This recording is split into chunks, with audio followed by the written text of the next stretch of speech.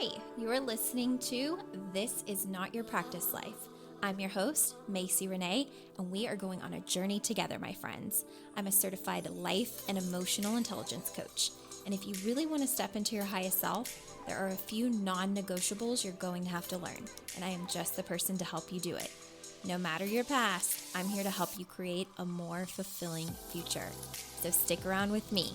Not only will I teach you how to navigate your brain's daily mind drama, but I'll help you actually understand your mind, your emotions, why you do the things you do, and why others do the things they do. Most importantly, I'll help you build the self-awareness skills to create whatever results you want. It's never too late to change the trajectory of your life. After all, this is not your practice life. Well, hello. Welcome back to another episode of This Is Not Your Practice Life podcast. My name is Macy, and as you can see, we are starting 2026 off with something totally unexpected and new, and that is streaming my podcast both via video and via audio, which I have to tell you is so outside of the box. So bear with me as I get used to staring at a camera as opposed to staring at my microphone or my computer. And just be prepared that we're going to do a little bit of slingshot action, meaning that because I'm starting a video portion of my podcast, we're going to kind of pull back and reintroduce who I am, what I do, who I help, so that way we can slingshot forward. But here's what I will tell the longtime listeners. The podcast as it's been is not going anywhere. You will always be able to access the previous seasons. I think we're really close to almost 300 episodes, and those will always be available to you to listen via audio. But something else that I have been told about, or something that people have been really pushing on the outside for a long time when it comes to my content, is more video, because I hear a lot that now people like to consume with watching, not just listening. And I have been dragging my feet. Let me just tell you that. I've been dragging my feet. It's just felt like a lot of extra work and a lot of hard work. And that's okay, because sometimes life is not just meant to be full of ease. Sometimes to grow and expand and get your work out into the world, you have to be willing to do different things. And that's really what I do as an emotional intelligence coach. So what I mean by slingshotting is that some of these beginning video episodes, it may feel like I'm repeating some of the content that I have shared over the last few years. Of course, it'll be up to date and fresh, because I'm not the same person that I was in August of 2019 when I started my podcast. My podcast had a different name then. There's been a lot of life that's happened over the years, and you're going to kind of get to grow with me and learn the new versions of my content. But because there will be so many new faces joining me, I'm going to make sure that everybody has kind of a new foundation to get to know me and who I am. So that is what we're going to talk about in today's episode. Kind of give you the background of who I am, what I do, why I love to do it, how I got started on this journey, and why. And going forward, you will just be able to see me on video as well. So my name is Macy, and I was originally born and raised in Louisville, Kentucky. I didn't always know that I wanted to be a coach, but I am an emotional intelligence coach, primarily for women, although every now and then I do work with men one-on-one. It's not as common, so another thing to kind of keep in mind for these videos is that a lot of times you'll hear me referring to women, because that's primarily who I work with, but I have nothing against men, and I really believe that my content can and should be applied to men as well, but I will usually be addressing more of a women-based audience. I've been doing this for, in February, it will be 8 years that I've been an emotional intelligence coach, but this is not always where I've been, and emotional intelligence skills are not something that I've always had. So to give you a quick little 411 on me, if you are brand new, welcome, by the way. I actually started with a therapist when I was 6 years old. because of a lot of hard family life things. And some of that you can find and listen to in the beginning episodes of the podcast. And some of that is more opened up and revealed within my coaching programs with some clients. But I started therapy at a really young age because I had a lot of family stuff, as do a lot of people in the world, right? And I'm really grateful that I had that kind of support growing up, because it ended up being something that has led to ultimately the trajectory of where I am today. But I started therapy at 6. I did therapy for 17 years with counselors, psychiatrists, psychologists, just a blend of different people that could support, whether they were at my school or in college, or I was seeing them outside of it. And I learned a lot about myself. And then I think it was around 2016, I had 1 year break, like a 1 year break where I wasn't working with any kind of therapist or counselor. And I was in a relationship marketing business, and somebody introduced me to a coach. They asked me if I would be interested in potentially working with their coach. And I don't know about you, but up until really the last decade, I didn't even know what a life coach was, or what they did, what their purpose was, why anybody would need one. I mean, the name sounds pretty self-explanatory, but just to kind of pull back a little bit, I was 23 or 24 years old, and I was very proud of where I was in my life. But what a lot of people didn't realize is that there was a lot going on behind the scenes in my life. And so I often tell people around 24, on the outside, things looked really perfect and good. And on the inside, things were on fire. Or if you would imagine like me being front facing, I could smile and pretend everything was good and great. And then behind me, everything was burning to the ground. And I was way too proud to ask for help. So when I was approached about potentially hiring a life coach, even to help me in my relationship marketing business, I was like, absolutely not. I don't need any help. I'm good. I don't even know what that person would do or why I would need one. And then fast forward, I was really into personal development. At that time, it was like a newfound passion of mine. So I was reading You Are a Badass by Jen Sincero. Highly recommend that book. It's an oldie but a goodie. And when I was reading that book, I got towards the end, and it said something about if you're having a hard time in your life, it might be time to hire a life or business coach.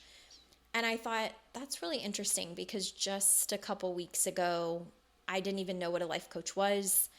An acquaintance brought it to my attention that maybe I might like to work with her life coach because of my relationship marketing business. And now I'm seeing it again in a book. And so I just paid attention to that, because I don't believe that things are just coincidental. I think everything finds us when we're ready. And if we pay attention, there's a lot that we can take on to that may just change the whole trajectory of our life. So maybe even this podcast, you're finding it at the right time. And maybe it becomes a resource that, who knows, we could be working together in a couple of years. There's just so many good things that can happen. You just never know. So just pay attention to those little signs. But I ended up paying attention to the fact that I had heard the word life coach yet again. And then it wasn't even a couple weeks after that, this same acquaintance approached me again. And she was like, I normally wouldn't approach again because I know you said no, and I want to respect your no. But my life coach just started a free Facebook group and wants to know if, she wants us to just ask if anybody's interested in being in the free Facebook group, because she's going to be coaching in there for free. She's going to be doing Facebook Lives. Facebook Lives was kind of like the big thing almost a decade ago. And I finally just let my ego down, and I just said, yeah, I guess why not? Because I just thought it's really weird that just in a couple of months, maybe I've heard about this 3 times. So the long story short is I got into that Facebook group and started listening to this life coach.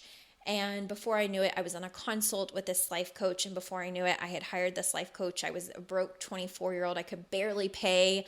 I would end up with negative bank accounts. I'm not saying that that's the best thing ever, but I just could feel that life coaching was about to change my life. It was so different from my therapy experience that I had had for 17 years straight. And I am not anti-therapy. I am pro-therapy. I still, at times, schedule a call with my therapist. I think therapy is amazing. I just think that they're in a way, they can be very similar, but they're also very different. And 10 years ago, for me, the difference was pretty profound. I had never had someone hear my story and hold me accountable and show me my radical responsibility in my own story, where I had felt very much like a victim my entire life. So for 17 years of sharing my story, and it's so complex and there's so many spider webs and there's just so many hard things in it, I had always been validated in my therapy seats. I was always told I was, valid in feeling how I felt, and the way that I was thinking about it was totally right. And I would leave that couch feeling better for a couple of days. And then as soon as something else would transpire in life or happen in life or fall apart in life, I had to get back on that couch because I felt like I really couldn't come up for air in between sessions. It was like I had to word vomit everything in order to feel better. And then I would feel better after I word vomited it all out. And then from there, it was like, I would feel good for a couple of days, and then I would need it again in order to feel better. And life coaching was very different. Life coaching was, I hear you and your feelings are validated, but have you ever thought about it like this? Or that's interesting that you associate it with this. Why is that? Life coaching was the first time I had ever had the space, I guess, to be asked the difficult questions that held me accountable at a different level. So it's kind of like when you're ready, you're done, and you've rehashed the past over and over and over again. In therapy, I think that happens a lot. You rehash and you rehash and you rehash, and you're validated and you're validated, and you're given maybe a couple of tools. I will say in 17 years, though I was young, I don't really remember a lot of tools that I walked away with in therapy. But when I got into the life coaching space, I had never been mind blown the way that I was mind blown, to be questioned about certain things, to really go inward and see my own mind and what I had taken away from all of my childhood and young adulthood experiences. And most importantly, be asked the questions of how I wanted to move forward and what I wanted my life to be. That was very empowering for me. And that's how I came about falling in love with life coaching. I never knew that I wanted to be a life coach, actually, even in experiencing life coaching. I was a very good student for 2 years specifically, where I just dove into all of my crap and heaviness and felt vulnerable and yucky and asked questions and was asked questions that I needed to answer. And after 2 years of doing that, I realized that doing this for other women was absolutely my calling, that I couldn't imagine doing anything else. And interestingly enough, I had a full-blown career. So let me slingshot myself again. I was actually a pediatric occupational therapist. I went to school. I got my bachelor's degree in health science. I got my Master of Science in Occupational Therapy, graduated with both degrees by the age of, I think, 22 or 23 years old, and decided that I wanted to go into what they call early intervention, which means that I would work with children and babies from birth to 3 years old. And I would be going into the homes of these kiddos. So I would work with their moms and their dads, their adoptive parents, their foster parents, their caregivers, their grandparents, aunts, uncles. And I might be with a kid for 3 sessions in their life. I might also be with that child for 2.5 years, depending on the severity of what they had going on intellectually and developmentally. And I will tell you that I loved what I did as an OT. I loved meeting the parents. I got to be a part of like so many different family belief systems and cultures and, socioeconomic statuses and all different traditions. It was a really cool experience. It also was very triggering. Very, very triggering for reasons that related to my childhood. And coaching helped me see and understand why. And as much as I loved being an occupational therapist and what I did for 6 solid years, I started building my coaching business while I was still an occupational therapist because there was always this inner knowing that I wasn't meant to be an occupational therapist forever, that at some point it would probably be a means to an end. I didn't know what it would look like once I stopped. I didn't know when I would stop. I didn't know how long I'd be an occupational therapist. I didn't know coaching was going to be the thing or if it would just be a stepping stone. And I actually tried out several different businesses before I ultimately landed on being a coach. As I said in the beginning, I was in relationship marketing whenever I met my coach. I was trying to find a way out of occupational therapy because I just could feel in my gut that it wasn't going to be my forever. And so I've had a cake business. I had a relationship marketing business. I had an interior design business. There's just all kinds of steps that came, with trying to discover who I was as I started unpacking a lot of things that I had never unpacked even in 17 years of therapy. Coaching just brought out a completely different side.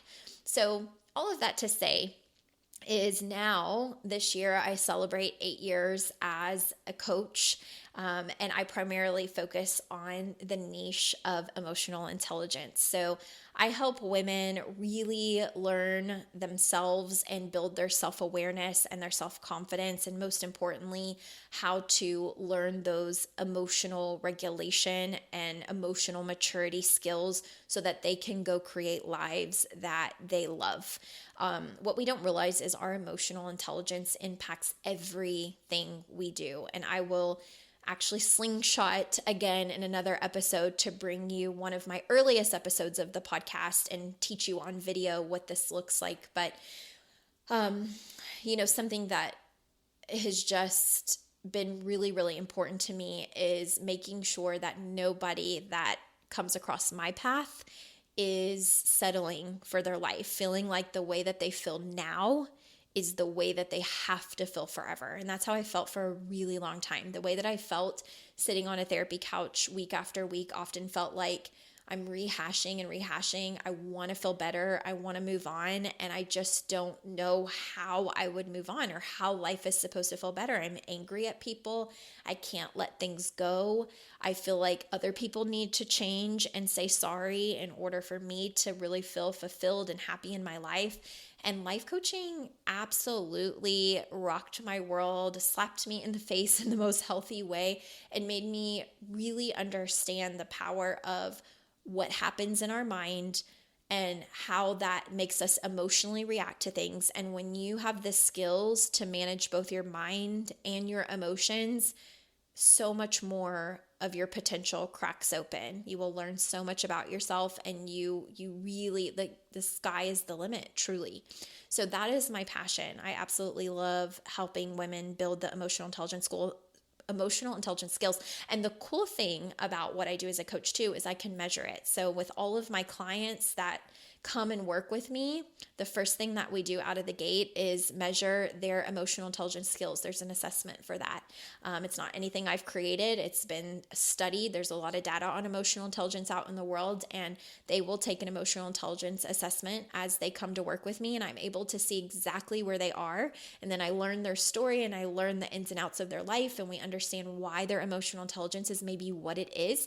And then I help them build the skills to make sure they can get their emotional intelligence higher and stronger and more balanced and in alignment so they can go create the lives that they ultimately want. And it is just my passion in the world. So I have been doing this podcast for a long time. Like I said, I'm really close to reaching 300 episodes, but the one thing that people have asked a lot about over the years is, why don't you do video? Why doesn't your stuff live on YouTube? Why is it only audio? I like to be able to watch things.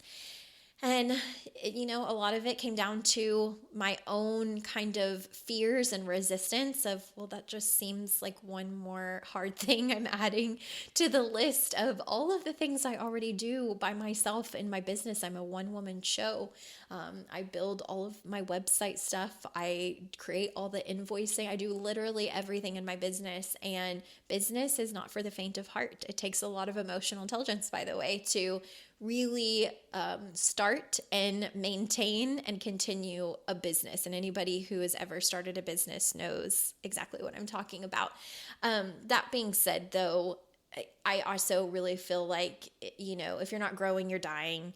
And I don't mean that in a hustly way, but why not stretch ourselves? I mean, there's a reason I named this podcast, This Is Not Your Practice Life. I don't get a bunch of practice runs to figure out, what works and what doesn't. I have to do it now. This is my one life. And so with that being said, just remember, this is not your practice life. What life looks like today, if there's any aspect of it that you're not happy with, just know it doesn't have to stay that way. You get to decide and you get to really embrace the fact that this is not your practice life. And if that means something to you, just know I am totally the person that can help you change the trajectory of your life. And I would love to do that actually. So reach out anytime. I'm on social media as Macy Renee Coaching. You can always find that information in the show notes. And I hope you like the video version of this. Go gentle on me because it will get better over time, but we have to start somewhere. And sometimes B- work is where we start until we can make it better. And you'll get to see my journey in doing that. So welcome to the podcast. I'm so happy you're here. And for any returning listeners, thank you for coming back. I hope you like this new version. If you decide that audio is a thing of the past and you want to watch the video, you absolutely can. But otherwise, I will see you guys next episode, and happy 2026.